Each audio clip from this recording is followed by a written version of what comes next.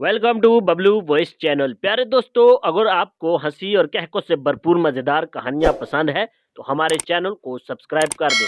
प्यारे दोस्तों, चौधरी ने रात ख्वाब देखा और सुबह अपनी बीवी को सुनाया कि 9 मई को मेरे हाथ में क्लैशनकोफ है और मैं जीएचक्यू के गेट पर खड़ा हूँ। 2 बंदे मैगजीन बार बार के दे रहे हैं और मैं फायरिंग कर रहा हूँ। बीवी ने चौधरी का ख्वाब अपनी पड़ोसन को सुनाया।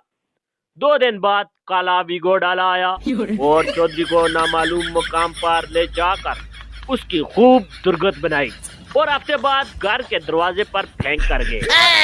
अगले रोज फिर वीगो डाला, फिर दरवाजे पर आ गया। चौधरी रोते हुए कहने लगा, मैं बता तो चुका हूँ कि ख्वाब देखा था, अब क्या मसला है। वीगो वाले ने कहा, वो तो ठीक है, मगर आज हम ये पूछने आए हैं कि वो 2 बंदे कौन थे जो तुम्हें मैगजीन भर भर कर दे रहे थे। अच्छा। चौधरी ने कहा, वो मेरी बीवी और उसकी सहेली थी।